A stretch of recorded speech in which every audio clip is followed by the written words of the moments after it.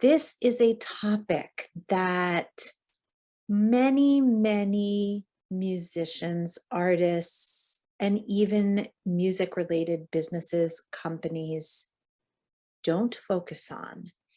And I'm really passionate about mailing lists and email because as a successful entrepreneur in the music business for the last 25 years, I have relied, I would say 90% of everything great that's ever happened to me started with my mailing list.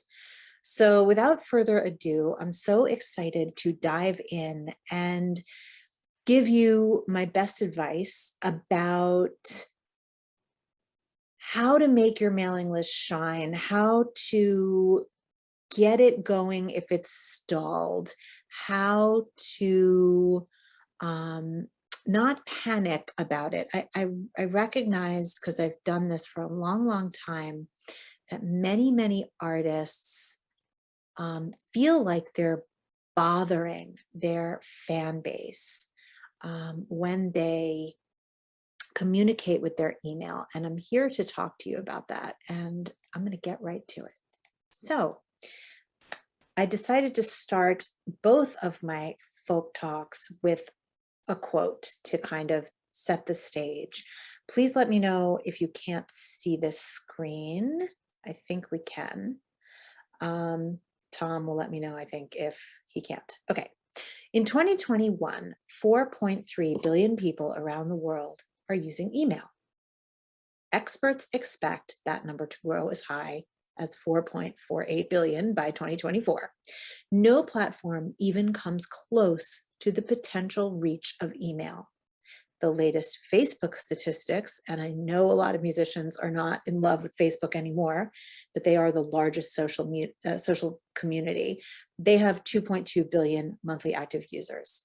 So this little quote is, I think, just to set the stage that for artists who have given up on their email list and they mostly use social, regardless of whether it's Facebook or not, that's irrelevant. But the point is, more people use email.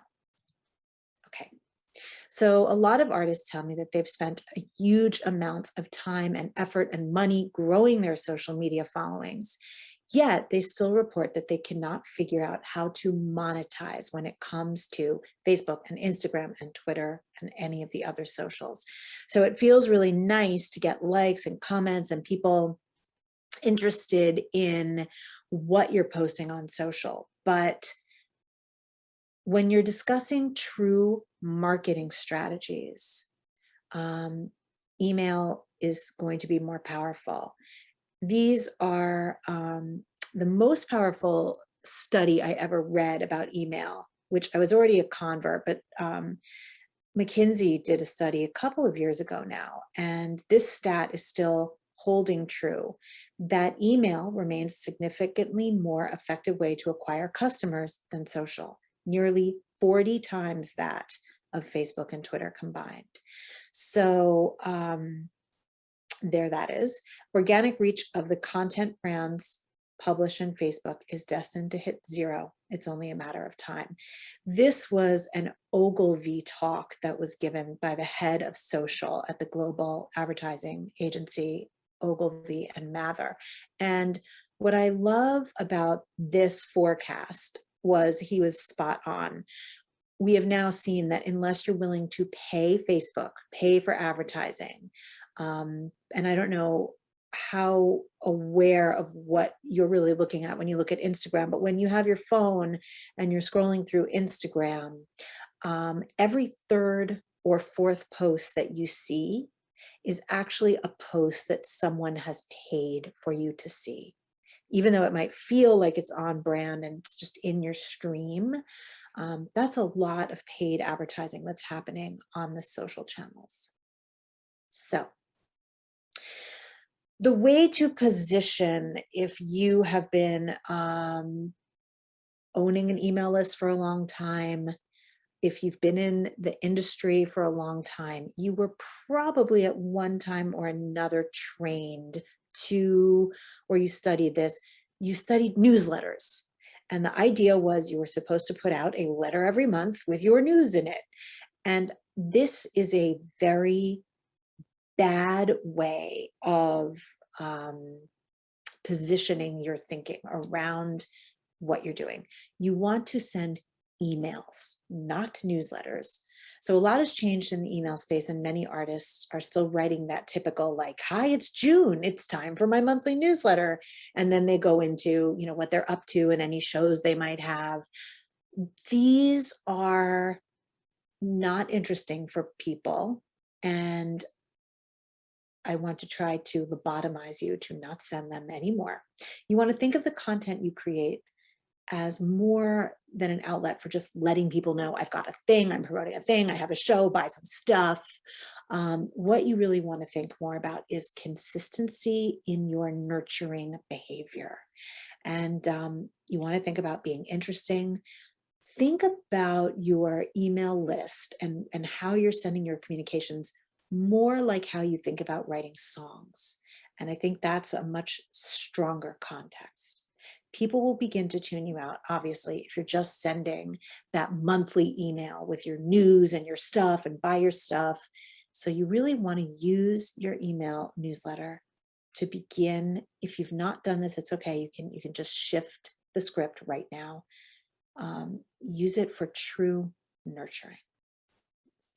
In other words, and a little summary of how I'm positioning today's whole hour is you make casual relationships on your social networks, but you build those relationships and you turn them into customers with your email. So I encourage you to focus your energy on increasing subscribers and communicating on a consistent basis using your email list. The whole point, as in the point of all marketing, is obviously to get your fans to bond more deeply with you and to move from casual fan to super fan. That means a fan who will buy what you have to offer. So who am I? Why am I here? How did I get here? My name is Ariel. I run a music strategy company called Cyber PR. I have been running my own agency in service to independent musicians exclusively for 25 years.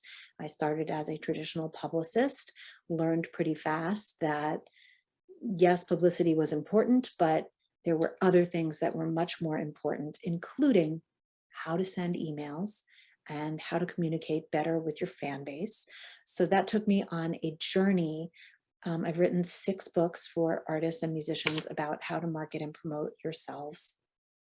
And like I said, I have personally used my email list and website exclusively to grow and sustain my own business with 0 advertising dollars spent, except when I have a book launch once every few years, I will buy some Facebook ads just because that's the only way to hit the 30,000 people that follow me across my Facebook pages. One of my greatest joys and pleasures of my career is well, not anymore. I used to travel and speak all over the world and teach master classes and spend a lot of time in great places with artists. And I found this photo of me in London.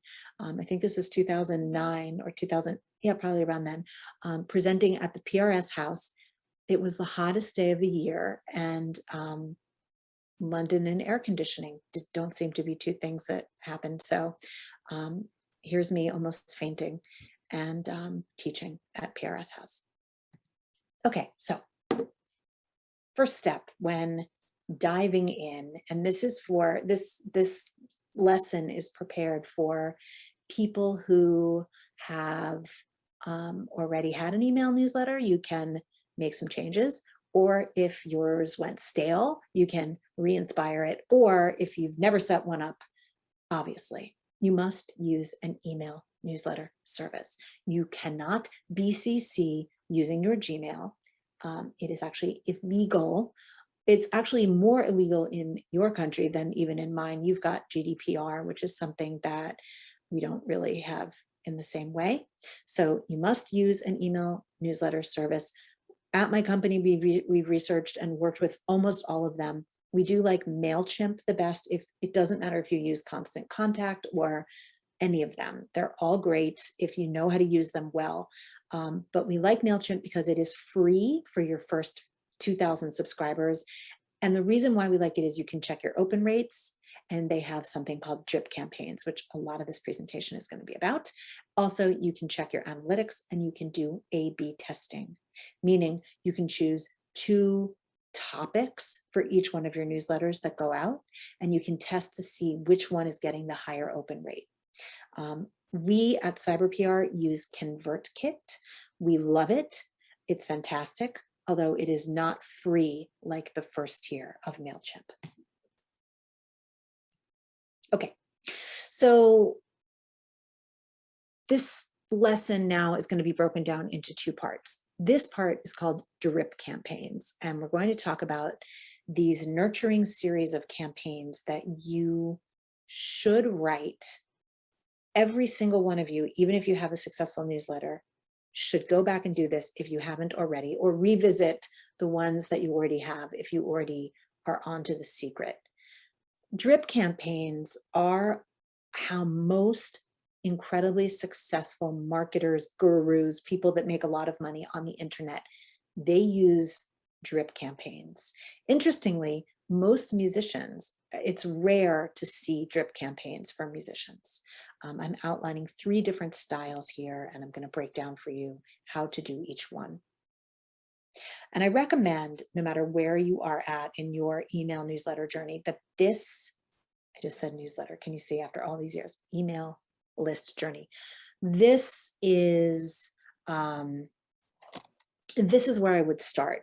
So I would start with creating some drip campaigns. So drip campaigns are series, meaning there are multiple emails that are designed to go out in a series. And there are 3 types of campaigns that you should be preparing. I'm going to walk you through exactly how to prepare your welcome series, and then I'm going to give you suggestions on how to craft, so you get a total of 3.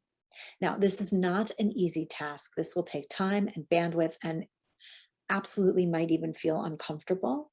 It will be the thing that helps your fans bond to you in a way that you could never have expected. And there's some actually really, really great statistics, especially about the first series, which is called the welcome series. So your welcome series is going to be a series of 3 emails that you're going to write. The first, well, what the welcome series does is it is setting up literally a welcome to my newsletter list. So this is the first thing that a fan will receive when they sign up to your mailing list, whether they sign up tomorrow or they sign up in a month, or you've got a bunch of scraps of paper of shame from live gigs and you haven't typed in the email addresses. Don't do any of that until you have perfected your welcome series, because once you set everything up, the moment that you enter the email addresses, you're going to trigger the welcome series emails to start to send. The purpose of these is to say, thanks for joining my list. Here's a little bit about me. Here's a gift that you're going to get. Maybe it's some tracks, maybe it's an exclusive video or a few.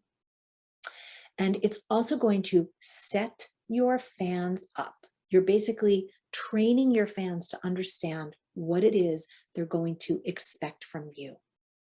So email number 1, thanks so much for joining my email list.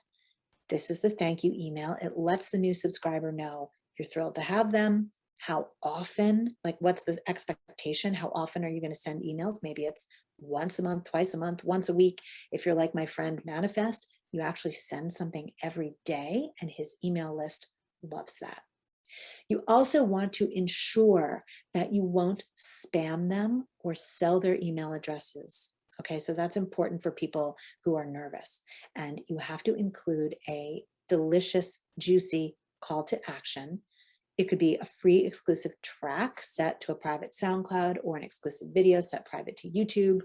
And then you want to program this email to go out immediately after someone signs up. Now, here's the coolest thing about this welcome email. The average first responder email, the first one, has an 82% open rate. That is like unprecedented. This is going to be the email that your fans and new subscribers open over all the other emails that you'll ever send them. So you want to make it good. And then the average drops down to about 20% open rate. That's the industry average. For artists and musicians, it actually tends to be a little bit lower, somewhere in the 15 to 17%. So if you're familiar with what your open rates already are in your newsletter, if you've got 15, 20, 25%, you're average and above. Okay, the second email in this series, you want to tell a great story.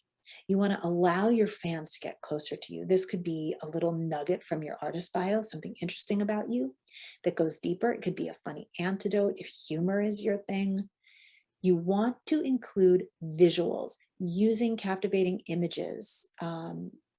Maybe you could use even like a play button if you want them to play a video. There are some statistics that show that a play button in an email will, your click rate could go up over 300%. People love videos. Or maybe it's going to link to a tweet, TikTok, Facebook post to expand on your email. If it feels weird, like you're talking a little bit like it's too much about you, you could shine a light on activism or charity or something you do that makes a difference if your music fits those themes or if that's what you're about.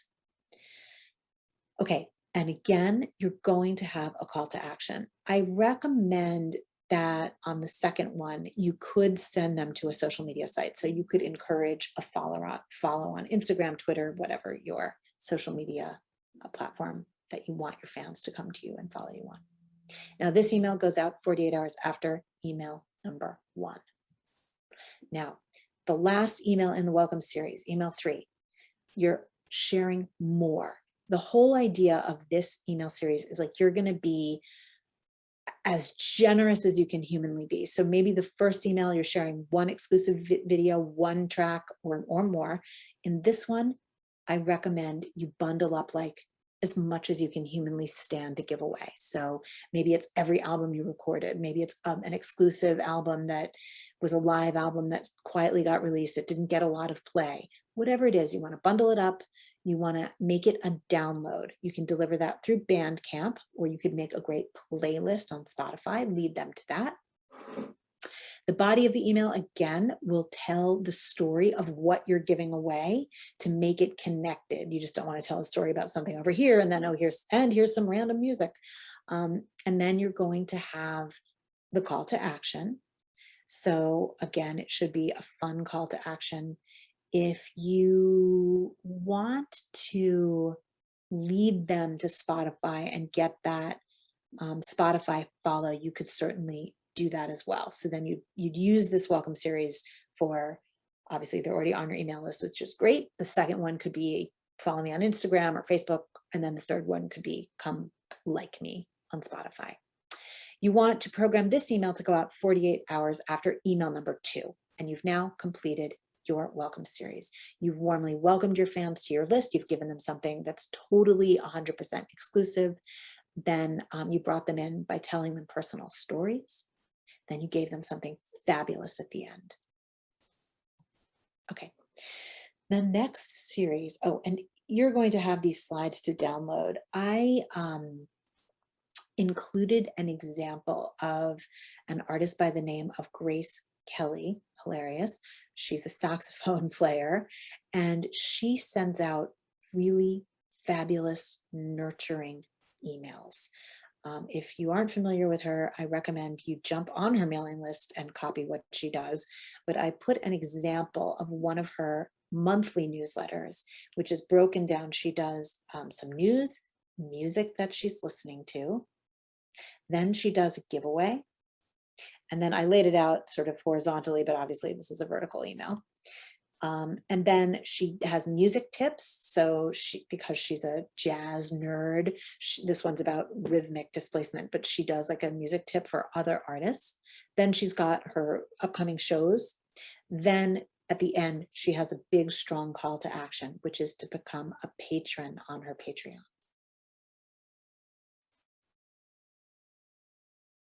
Okay. The next type that we're going to talk about is the monetization series.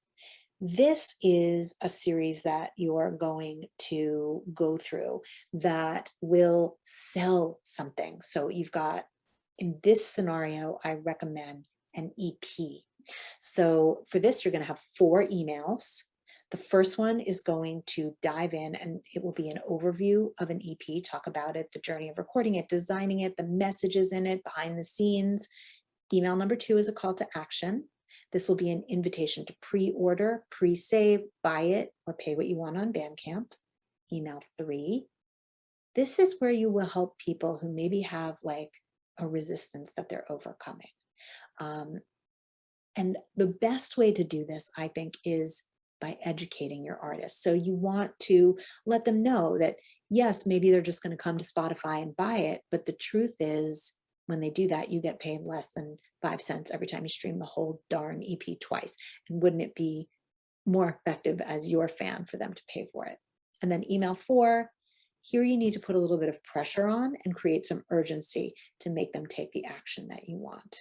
So this is a monetization example. Okay, so sorry, for some reason my slide skipped ahead. Type 2. So we did type 1 is the welcome, type 3 is the ask for money. And I recommend that you write these in order because I went from easiest to hardest to write. So the first one is like, welcome, hey, this is what I'm all about. The second one is going to be about nurturing. And the third one, the hardest ones to write, are the monetization. Here is type 2. This is the nurturing series. These emails are taking your readers on a storytelling journey. So you can talk about your history, you can tell a compelling story about a song, you can recount something meaningful that has happened to you in your career as an artist that defines you. You could do also maybe like the story of each band member, who they are, what makes you special. Or you could talk about, if you're uncomfortable, other artists or authors or any type of anything that's inspired you. You could also do a diary entry of your past travels, your journey through COVID, anything that you want to share. The idea and why this is called a nurture series is you want to make this a two-way conversation. So again, this is sort of why this idea of newsletter versus email is the setup for this. A newsletter is like, it's a letter, it's news, it's like sent to you. It's like, oh, that's interesting, they're doing stuff. This is an invitation for a two-way nurturing back and forth conversation. So you want to get people on your email list to answer you, to email you back. Now, the reason why you want to do this is the more interaction you have, the more two-way back and forth on your email newsletter list, the more chances of you actually getting out of the promotions and spam folders and into people's main email boxes, especially for Gmail users. So over the years, as we know, Gmail made all of these horrible changes so that anyone using Gmail, now all of a sudden your email newsletters, your email, whatever we should be calling them, your emails went from going to their main email box to the promotions folder, which many artists, when that happened to them, saw an enormous drop off in their open rates. This is how you begin to creep back into the regular email box. So when you send a nurture series, you're doing the storytelling journey. This should be, by the way, 2 or 3 emails. Again, you can do them 24 to 48 hours apart. The idea is you want to have them hit reply. Hit reply and send me an emoji that tells me how your day is going. Hit reply and answer this simple question. It's a yes, no. Hit reply, tell me how you're really doing today. However it is you want to position that.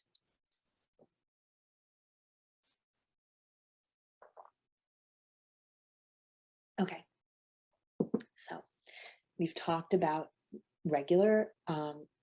we've talked about email content, which is all about the nurturing. I've broken down the 3 parts. Now I want to talk about your regular email content, which is probably what you're already doing. This means the email that you send out once a month, maybe it's twice a month, maybe it's 3 or 4 times a year. This, interestingly, as you can see, I've put as the second part of today's lesson.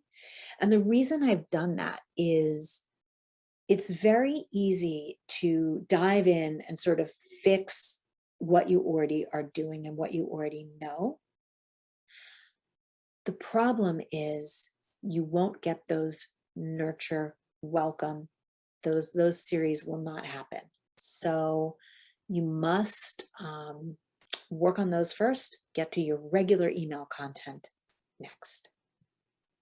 So I recommend that for your regular emails, you want to map out and plan 3 months in advance.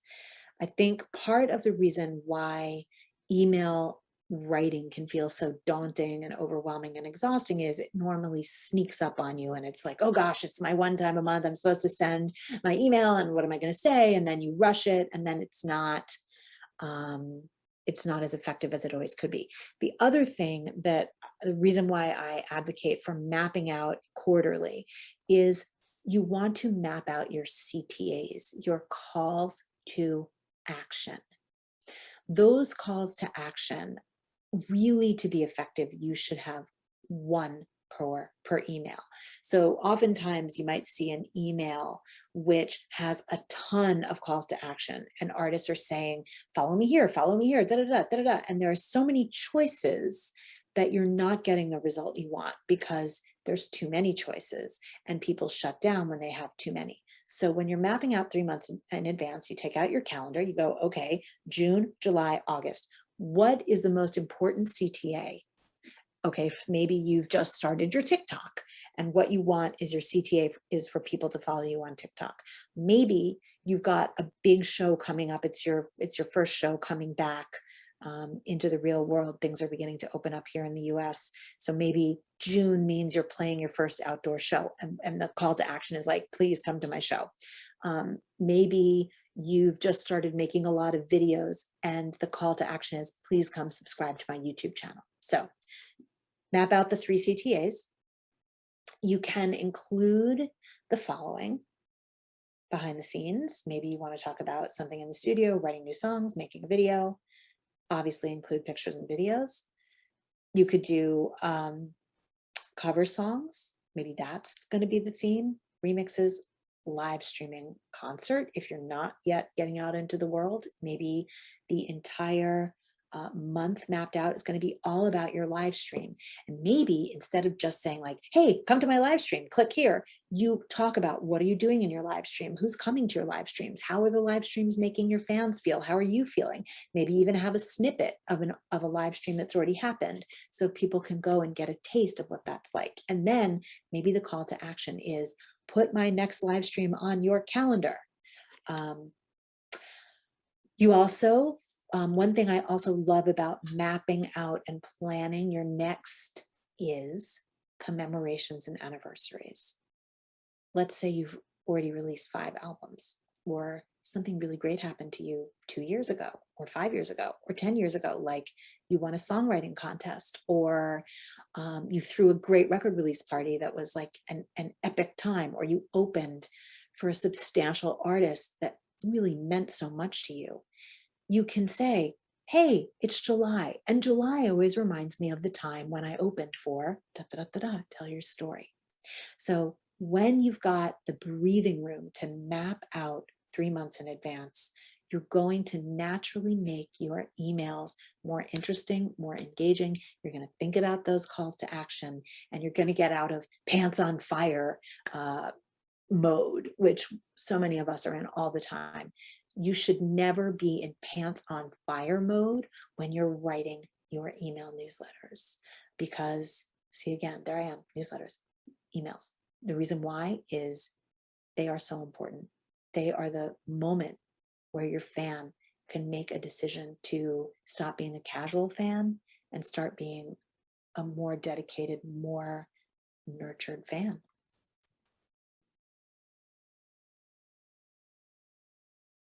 Okay, what are we going to do now? Get into action.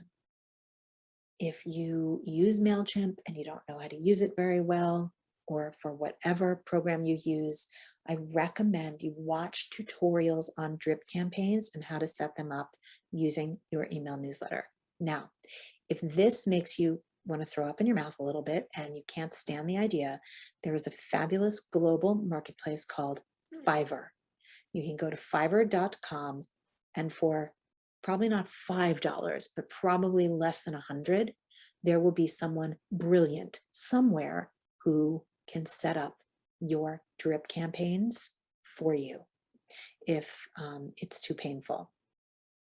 Next, set up your bonus giveaways. This is the first thing fans will receive when they sign up in the welcome series. You want to read blogs and newsletters of artists and draw inspiration from them and see what you can learn. So like I included Grace Kelly's wonderful email, start signing up to email newsletters from artists who you like and respect and really study them. I think that's one of the best ways to begin to draw inspiration. Write your series. There they all are. Create your next regular monthly email. Brainstorm your next 3 months.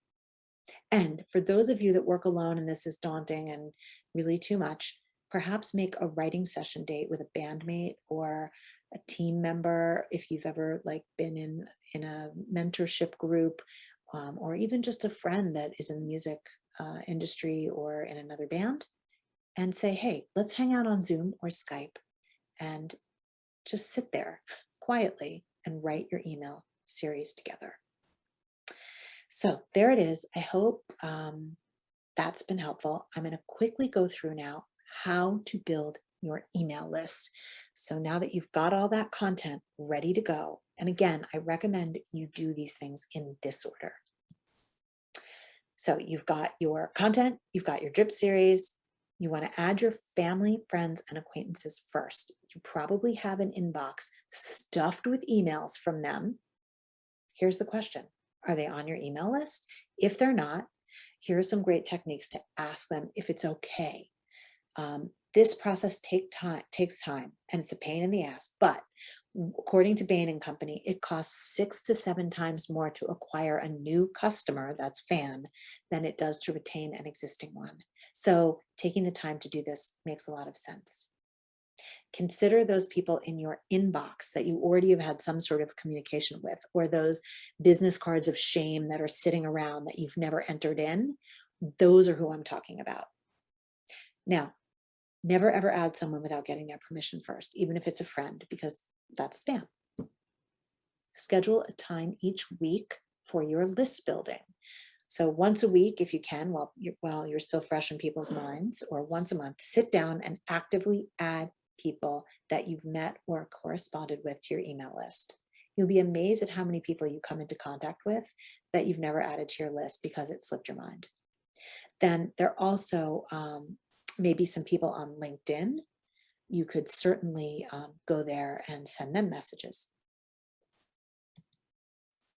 Next, you can use your website to grow your list. You add a free download in exchange for an email box to your website. You can also use the MailChimp embed sign up. You can put that all over your website. You can put that on your Facebook page, and you can customize the MailChimp form to support your brand. So it looks really good and it looks just seamlessly integrated to your socials and your site. For Noise Trade, which is a widget that we love and use often with our clients at Cyber PR, you can create an artist account and then you can upload a track or 2 or 10 or 20. And then in the tools section, you can get a widget and you can put that widget on your website, and it gives you a beautiful button, and your fans can go and they can grab all of your tracks through Noise Trade. If you happen to use Bandzoogle, you can automate an email for download through their mailing list tool. One thing that's very important if you're using your website to grow your list, and you should, you can add your sign up to my mailing list to the footer on every page of your website.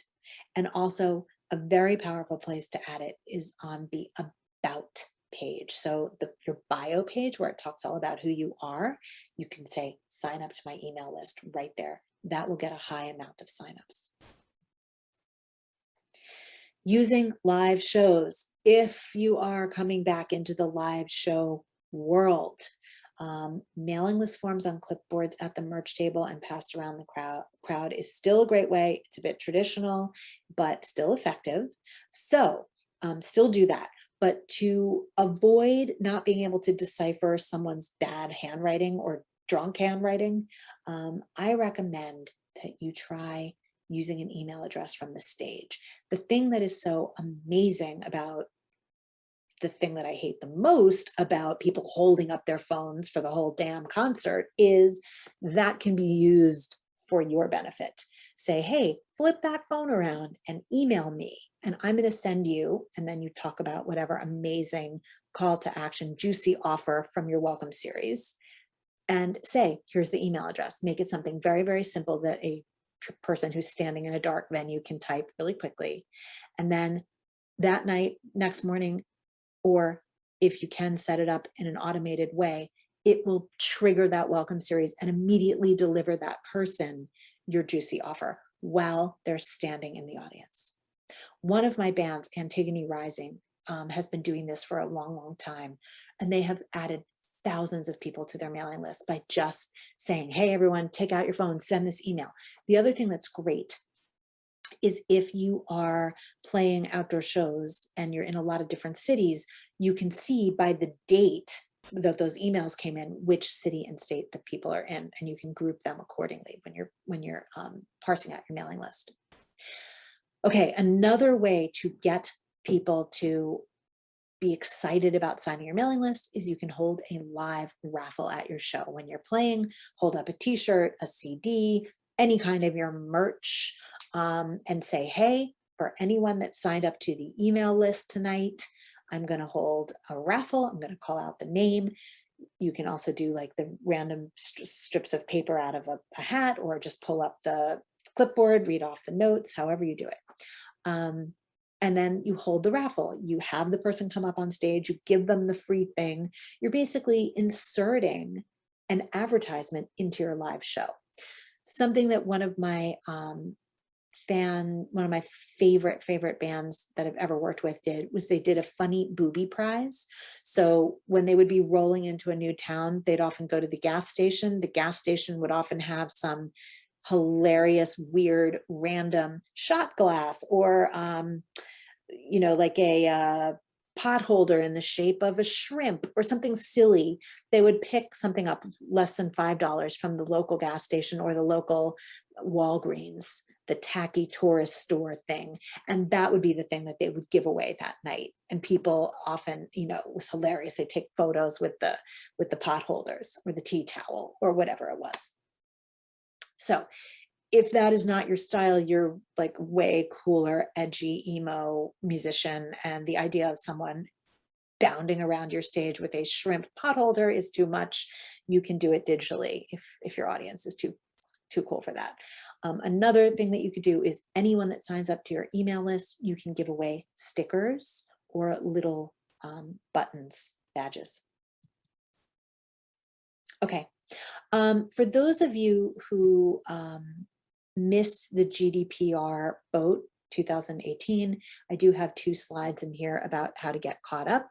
I have used the lovely, and one of my favorites, Jamie Cullum.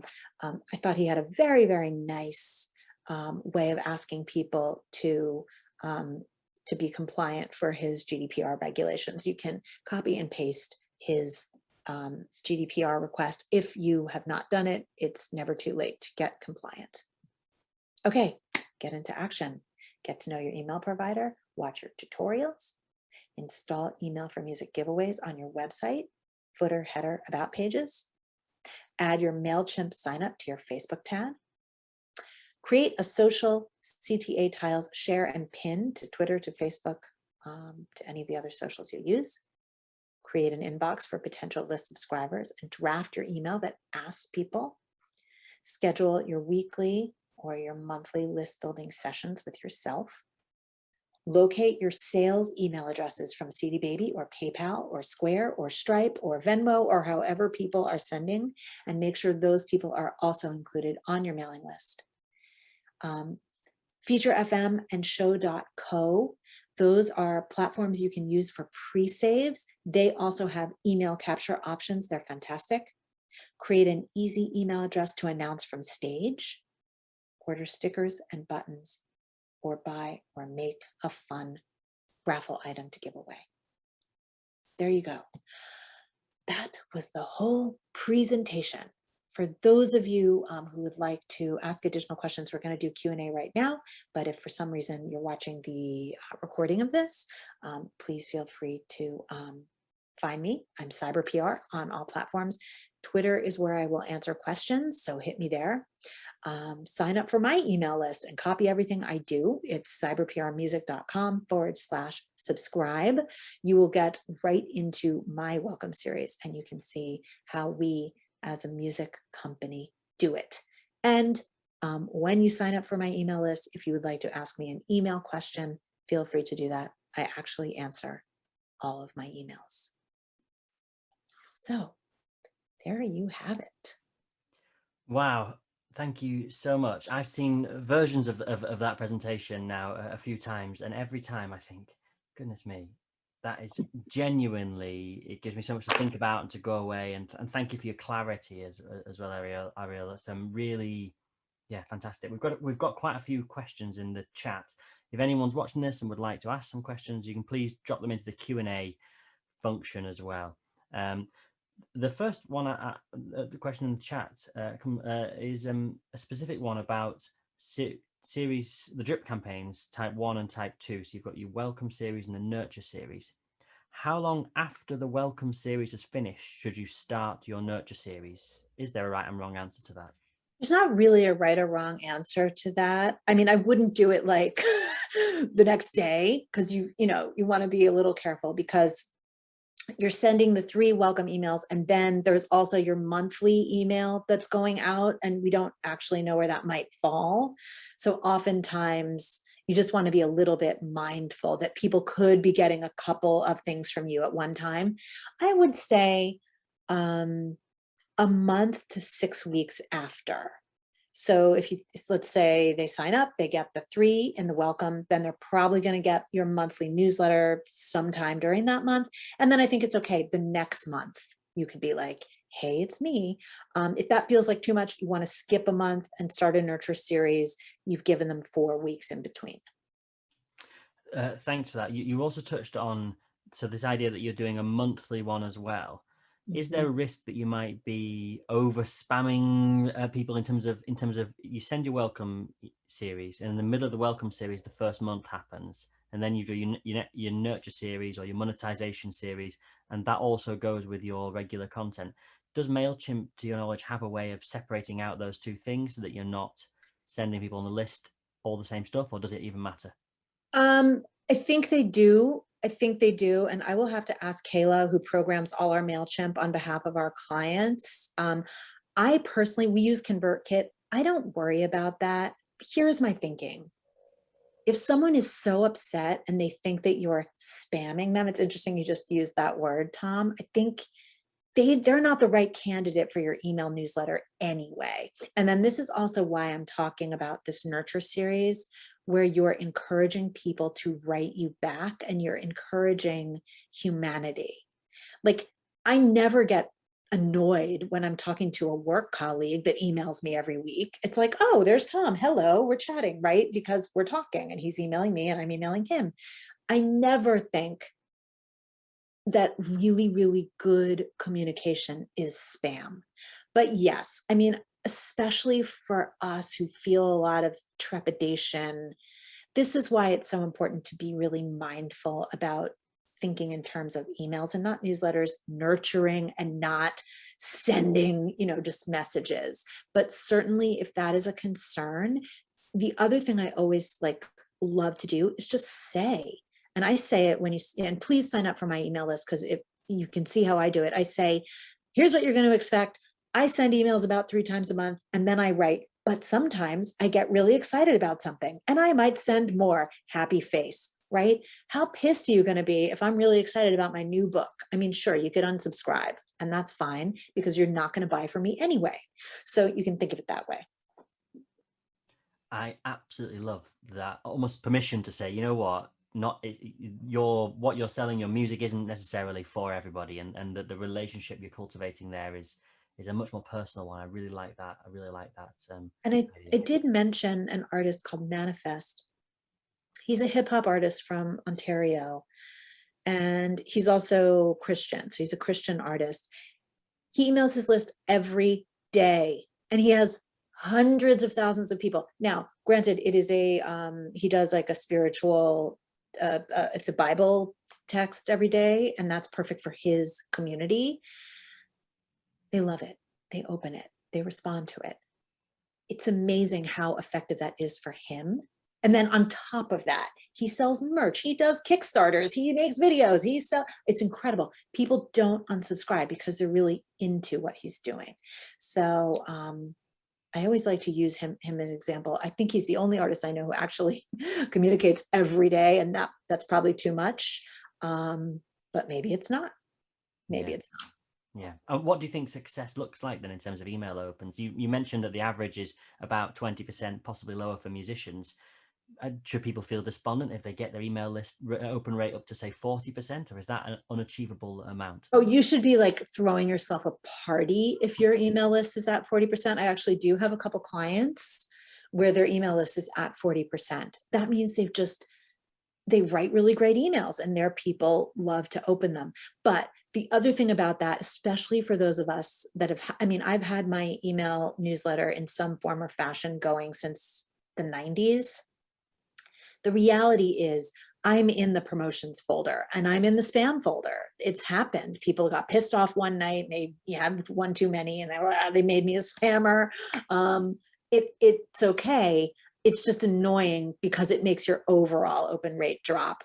I wouldn't worry about that. I mean, this is why I talk about list building, because the more people you have, if the open rate is 20% and consistently 20% or 30%, do the math, right? If you never have more than 200 people on your list, 20% is going to feel very small. But if you have 1,000 people on your list, it gets bigger.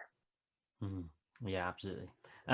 I'll read out the next one of these Q&A questions here. So what examples have you seen that make the monthly emails content special or memorable? And this person's given an example that they have found from a band called Flight, who say that they handwrite their monthly email, scan it in, and then send it casually. So it's a treat as if they're writing a letter to a pen pal. Do you have anything that sticks in your mind as a fantastic sort of hook or example of this? There's a couple. There's a woman in Nashville. Her name is Kira Small, Small. She writes a fabulous email. She often makes an a cappella video and she does looping, and she will like create a whole video of a cover song or one of her songs and include that monthly. I love that. She also she's really great at storytelling. She'll show you her piano and tell the story of like how long she's had her piano and where it sits in her home and why it's important to her. And there's her cat sitting on it. So she's really, really good. I would follow her. I did mention Grace Kelly and I showed you her emails. Another person who is fantastic at both emails and long form Facebook posts, which I think that these two things go hand in hand. If you're going to make this like giant, long, beautiful, nurturing email, definitely take chunks of it and put it on your Instagram and put it on your Facebook. And that is a folk artist by the name of Amy Speece. She's also from Nashville. Her long form Facebook posts are extraordinary. I actually go and find her on Facebook to read her Facebook posts, and I love her newsletter. So there are some examples that I would recommend. Thank you for that. One person's asked here, can you go through the nuance of the differences between email 3 and 4 in the monetization series? So these are the two where you mentioned about the time pressure coming up and then the final email in that monetization series. What's the difference between the two? So the monetization, it's a little tricky with artists. The monetization series is based on traditional email marketing where there's like an offer and it's coming, it's going, you won't get it any longer. That doesn't usually work very well for music and for artists. And this is a bit of a slippery slope. My favorite way to approach these two emails is called fan education. Fans really, if they're not on the other side of the music business, they don't understand how little money you're making. They think they're spending all this money on Spotify every month, and that they just don't get that you're getting like 3 cents a month. It's not computing. So this is not about being like, I'm broke and I have no money. It is not about that. It's about just one of my clients, her name is Sandy. She wrote a great email to her list and she said, I have a question for you. How much money do you think I made on Spotify last year? Question mark. And then she had a screenshot of like how many plays she got, which was like somewhere about 5 or 6,000. She doesn't have massive. And all these people wrote back like $1,000, $5,000. And she was like, no. And she told like, I made whatever it was, something awful, $16, right? And that was a way that she started the dialogue in the monetization series. So that was around email 3, like, hey, just so you know. And then the put pressure on was like, I've got this piece of merch that I'm selling. I'd really love for you to buy it because that's what supports me. Or please come join me on Patreon because your monthly dollar is equivalent to you streaming my darn EP 50 times or more, right? So those are the 2 ways that you could break up those nuances in that series. And this is also something you want to, I mean, you might actually have a limited edition thing like vinyl, colored vinyl, or some merch item that maybe there's like a custom song, there's only 1 available or 2 available. That's where you can kind of play with the, hey, there's 1 of these, I'm only selling 1, kind of get this thing now option. If I that think feels right. It might not feel right for you.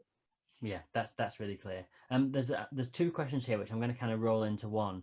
One person says that they're a promoter rather than artist. Should they be doing something significantly different than what you've spoken about by and large? And the second person is saying that they're working for an organization that maybe hasn't grasped the importance of this. Is there anything simple or quick that will help convince a wider sort of organization of the potential? Okay, let me take that one first. Yes, if you Google 2021 email statistics, there are some fantastic graphics of like, this is the reality. And you might just show them the 10 bullet points about like email versus whatever it is they're using. I imagine they're using Facebook advertising, which is basically just like a slot machine of just take all my money and get no result, in my opinion, for most artists and organizations, unless they're very, very, very good at strategy. So start with that and just be like, look, I just want to put this out. Here's some just raw statistics about email. And by the way, email and email exchanges that I'm talking about here, in the real world, not the music industry, it's like people print money doing this stuff. Unfortunately for us, because we're artists and we have to suffer more than the rest of the natural born world, we don't print money. There's a statistic that says for every $1 that's spent on focused into investing in your email marketing strategy, you receive $40 in return. Unfortunately, I've never seen that with artists, but you might want to use that stat if you're working for a non-musician. Okay, and then the second was you're a promoter. I think I started out at a concert promotions company, a very small family-owned one. And it was always, I don't know what your position is as a promoter, but considering we're in a folk talk, I can pretty much imagine you're not Live Nation. So that being the case, I think a lot of times it's about educating the fan. They are just buying tickets. They're buying tickets to things that they like, and they're probably buying tickets on Ticketmaster or, you know, a large website. They might not get the nuance between you as a promoter and Live Nation or the big giant player in your town that owns all the other venues or whatever it is. So you might want to tell that story if that's appropriate. This is the journey that I take as a promoter. This is my passion. I mean, I think there's there's a lot that's gone on, especially in this past year, for small independent promoters that we all basically got kicked in the face. Thank you, COVID. You might want to tell that story. Like, this is how, I've always survived. This is how I operate. This is how I pay my artists. This is the little extra thing we do. Tell the story. People might not understand the difference. I think about, I worked years and years and years and years ago when I was a little baby for Nona Gandelman, and she was the promoter in Denver who did all the queer concerts for women. She was a lesbian. That was her angle. And people didn't really know that every time Ani DeFranco came to town, Nona presented that. But Nona was excellent at creating community around her specific concerts. So maybe that's kind of the angle that you might want to take. Like, this is what we're about as a promotions company.